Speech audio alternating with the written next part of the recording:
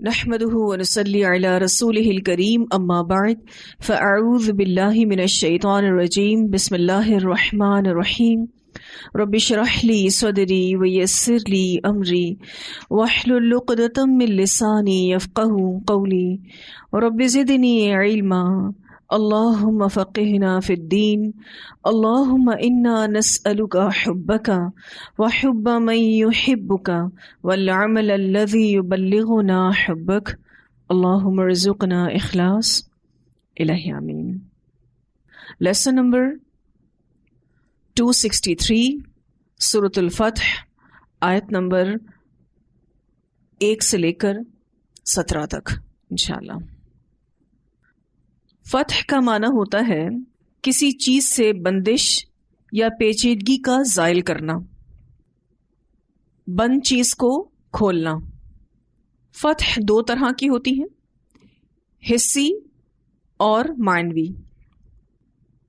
حسی یعنی کسی ایسی چیز کا جسے آپ محسوس کر سکتے ہیں اس کا کھلنا، مثلا دروازے کا کھلنا.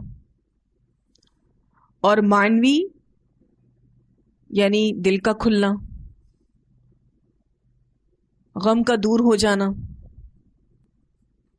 سورہ فتح مدنی سورت ہے، ذی قعدہ 6 ہجری میں نازل ہوئی جب رسول اللہ صلی اللہ علیہ وسلم حدیبیہ کے مقام پر مشرکین مکہ سے صلح کا معاہدہ کرنے کے بعد مدینہ جا رہے تھے. یعنی یہ سورت حدیبیہ سے واپسی کے راستے میں نازل ہوئی ہے. اب مدینہ کے اندر تو یہ سورت نازل نہیں ہوئی، تو پھر یہ سورت مدنی کیسے ہوئی؟ ہجرت کے بعد نازل ہوئی ہے. جو صورتیں ہجرت سے پہلے نازل ہوئیں وہ مکی صورتیں کہلائیں، اور جو صورتیں ہجرت کے بعد نازل ہوئیں ان کو مدنی صورتیں کہا جاتا ہے. نبی اکرم صلی اللہ علیہ وسلم نے جو ہجرت کی تھی اور مسلمانوں نے جو ہجرت کی، اس کا مقصد یہ تھا کہ مشرکین مکہ کا ظلم بہت بڑھ گیا تھا اور اس سے تنگ آ کر تقریباً 300 میل دور مدینہ آ کر مسلمان رہنے لگے تھے. تو وہاں پر بھی مشرکین نے مشکلات پیدا کر رکھی تھیں. مسلمانوں کے لیے مکہ کے دروازے بند کر دیے گئے تھے، حالانکہ سارے قبائل وہاں جا سکتے تھے، بیت اللہ کی زیارت کر سکتے تھے، صرف مدینہ کے مسلمان مکہ نہیں جا سکتے تھے. اس وجہ سے مسلمانوں کا دل بہت تڑپتا بھی تھا. یہ دوری مسلمانوں پر بڑی شاق تھی. اسی دوران نبی اکرم صلی اللہ علیہ وسلم نے مسلمانوں کو خوشخبری دی کہ میں نے خواب میں دیکھا ہے کہ ہم امن کے ساتھ مکہ میں عمرہ کے لیے جا رہے ہیں. اور سارے لوگ خوش ہو گئے کہ اب ہم لازمی طور پر وہاں جائیں گے، کیونکہ نبی کا خواب وحی الہی ہوتا ہے. اب سارے مسلمان وہاں جانے کے لیے بے چین تھے اور سب نے عمرے کی تیاری شروع کر دی. یقم ذی قعدہ میں 1400 صحابہ کرام عمرے کے سفر کے لیے تیار ہوئے، اور جب وہ حدیبیہ کے مقام پر پہنچے تو مشرکین نے انہیں عمرہ کرنے سے روک دیا. بالآخر مصالحت پر بات ختم ہوئی تھی اور کچھ شرائط طے ہوئی تھیں. ایک معاہدہ لکھا گیا تھا اور مسلمانوں کو بغیر عمرہ کیے جانا پڑا. یہ بات صحابہ کرام پر بہت گراں تھی. یہ صلح بہت بھاری تھی، اور جن پر سب سے زیادہ بھاری تھی وہ حضرت عمر رضی اللہ تعالیٰ عنہ تھے. وہ کسی صورت اس کو برداشت نہیں کر پا رہے تھے. اب سوال یہ پیدا ہوتا ہے کہ مشرکین مکہ نے مسلمانوں کو عمرے سے کیوں روکا؟ کیا وجہ تھی؟ ایک تو وہ مسلمانوں سے ڈرتے تھے کہ اتنے کمزور لوگ مدینہ جا کر بھی مستحکم ہو گئے، اور مسلمان اتنے بڑھ گئے کہ 1400 کے قریب واپس آئے ہیں عمرہ کرنے کے لیے. ایک لشکر کی صورت نظر آتی ہے. تو ایک تو یہ ڈرے ہوئے تھے. دوسرا، مشرکین مسلمانوں کو اس لیے آنے دینا نہیں چاہتے تھے کہ وہ اس میں اپنی توہین محسوس کر رہے تھے. ویسے دستور کے مطابق یہ مشرکین کسی کو بھی اللہ کے گھر سے روک نہیں سکتے تھے، اور مہینہ بھی ذی قعدہ کا تھا، اس وجہ سے یہ جنگ بھی نہیں کرتے تھے. اسی دوران بہت ساری سفارتیں آئیں اور گئیں، بہت سارے معاملات کو طے کرنے کے لیے لوگ آئے اور گئے. مسلمانوں کی طرف سے سفیر بن کر حضرت عثمان رضی اللہ تعالیٰ عنہ گئے تھے، اور ان کی واپسی میں تھوڑی تاخیر ہوئی تو یہ افواہ پھیل گئی کہ مشرکین نے ان کو شہید کر دیا. رسول اللہ صلی اللہ علیہ وسلم نے تمام صحابہ کو کہا کہ اگر مشرکین نے عثمان کو شہید کر دیا ہے تو اب ان سے قصاص لینے کے لیے کون بیعت کرتا ہے. اور 1400 صحابہ نے بیعت کی، اور اس بیعت کو بیعت رضوان کہا جاتا ہے. خیر پھر حضرت عثمان واپس آ گئے اور ایک معاہدے پر بات ختم ہوئی. مسلمانوں کو عمرے کی اجازت تو نہ ملی. آپ صلی اللہ علیہ وسلم نے ان کو کہا کہ وہیں قربانی کر دو، اپنا احرام اتار دو اور واپس چلو. یہ ایک مختصر پس منظر آپ کے سامنے میں نے رکھا ہے. الحمدللہ آپ نے صلح حدیبیہ کے بارے میں تفصیل سے سیرت میں پڑھ لیا ہے، لیکن جہاں جہاں وضاحت کی ضرورت پڑے گی مزید احادیث کے ساتھ وضاحت صلح حدیبیہ کے بارے میں کرتی جاؤں گی. انا بے شک ہم نے فتحنا فتح عطا کی ہم نے لکا آپ کو، یعنی آپ صلی اللہ علیہ وسلم کو، فتح مبینہ کھلی فتح، واضح فتح. صلح حدیبیہ کی طرف اشارہ ہے. نبی اکرم صلی اللہ علیہ وسلم نے فرمایا یہ صورت مجھے ساری دنیا سے زیادہ محبوب ہے. اسے مسلم نے روایت کیا ہے. ایک اور روایت میں آتا ہے آپ صلی اللہ علیہ وسلم نے فرمایا مجھ پر ایک صورت نازل ہوئی ہے، وہ میرے نزدیک دنیا اور جو کچھ اس میں ہے اس سے بہتر ہے. آپ صلی اللہ علیہ وسلم سے پوچھا گیا کہ وہ کون سی صورت ہے، تو فرمایا وہ سورۃ الفتح ہے. اسے مسند احمد نے روایت کیا ہے. اور اللہ تعالیٰ نے اس سورت کی پہلی آیت میں آپ صلی اللہ علیہ وسلم کو فتح مبین کی خوشخبری دی. انا فتحنا لک فتحا مبینا. تو اس سورت میں فتح کا لفظ 4 بار آیا ہے. اس سے ملتے جلتے لفظ بھی اس میں آتے ہیں، جیسے کہ نصرن عزیزہ، مغانم کثیرہ. یہ فتح کے معنی سے ملتے جلتے الفاظ ہیں. فتح مبینہ سے مراد صلح حدیبیہ ہے. اس بارے میں ایک روایت آتی ہے، سیدنا برا بن عازب رضی اللہ تعالیٰ عنہ بیان کرتے ہیں کہ تم فتح مکہ کو فتح شمار کرتے ہو. فتح مکہ بھی ایک فتح ہے، لیکن ہم حدیبیہ کے دن بیت رضوان کے واقعے کو حقیقی فتح گنتے ہیں. اس موقع پر ہم 1400 آدمی رسول اللہ صلی اللہ علیہ وسلم کے ساتھ تھے. حدیبیہ دراصل ایک کنویں کا نام تھا. ہم نے اس میں سے اپنی ضرورت کے مطابق پانی لینا شروع کیا، یہاں تک کہ ہم نے اس میں پانی کا ایک قطرہ بھی نہ چھوڑا، یعنی اس کنویں کا پانی بالکل ختم ہو گیا. آخر پانی نہ ہونے کی شکایت رسول اللہ صلی اللہ علیہ وسلم کے کانوں تک پہنچی تو آپ اس کنویں کے پاس آئے اور اس کے کنارے بیٹھ گئے.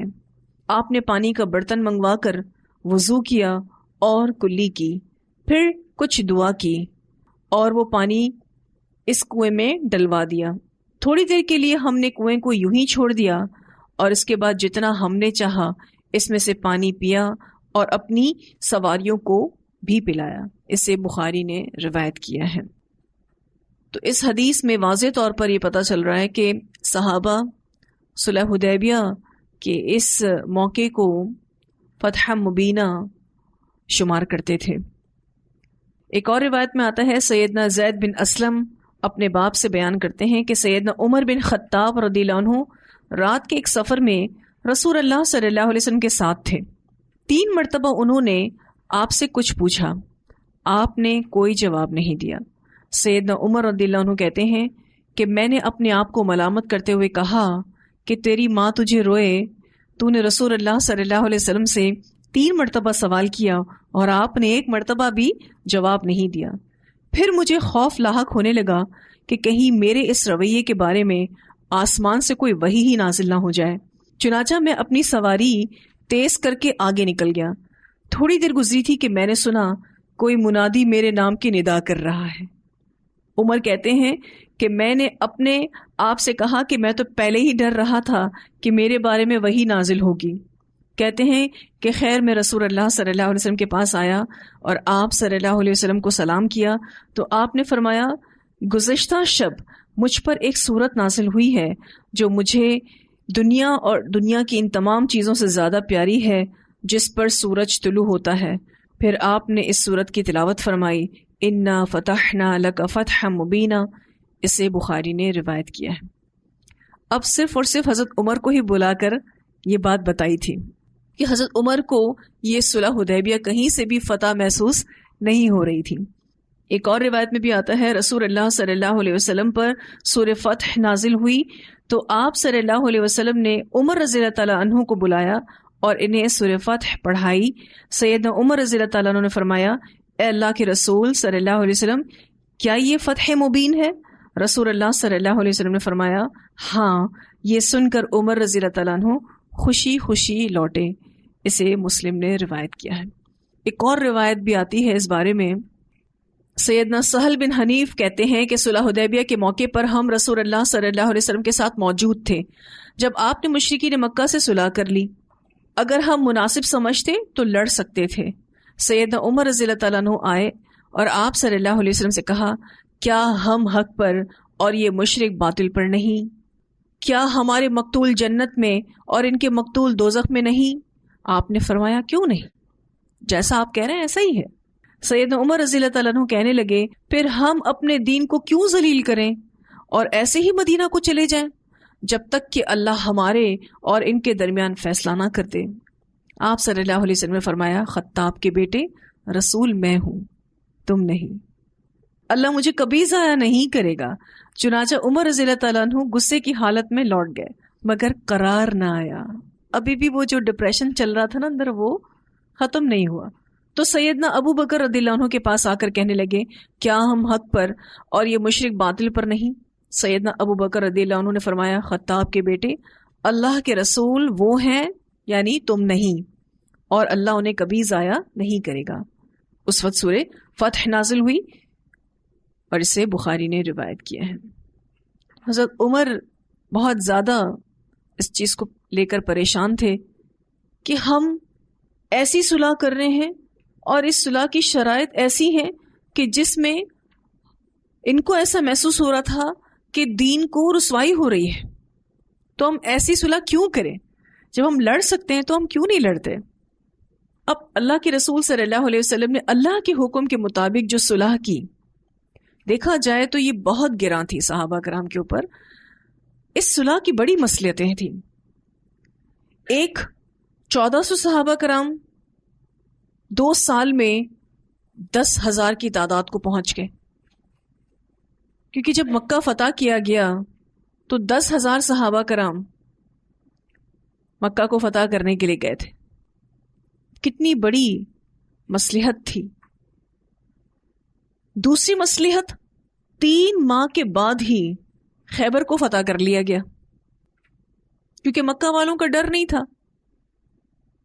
چونکہ صلح کی شرائط میں ایک شرط یہ تھی کہ 10 سال تک فریقین میں جنگ نہیں ہوگی، ایک دوسرے کے خلاف خفیہ یا اعلانیہ جنگی کاروائی نہ کی جائے گی.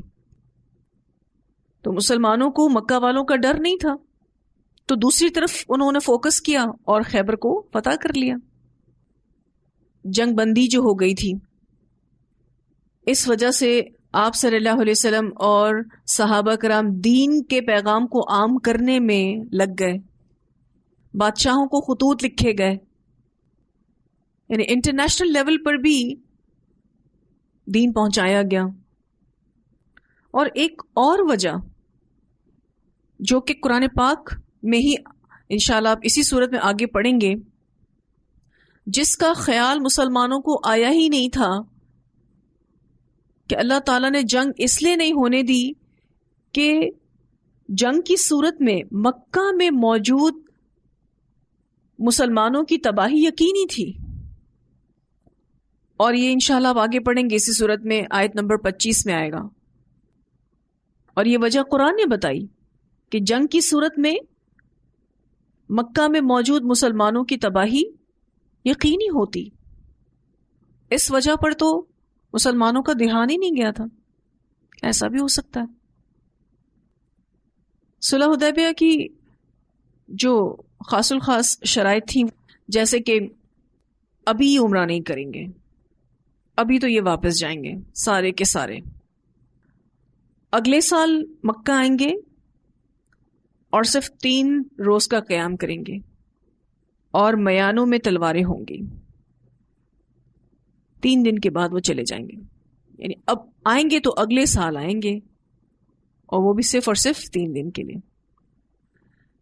ایک شرط یہ بھی تھی کہ محمد صلی اللہ علیہ وسلم کے عہد و پیما میں جو داخل ہونا چاہے داخل ہو سکتا ہے، اور جو قریش کے عہد و پیما میں داخل ہونا چاہے داخل ہو سکتا ہے، اور جو قبیلہ جس فریق میں شامل ہوگا اس فریق کا ایک جز سمجھا جائے گا.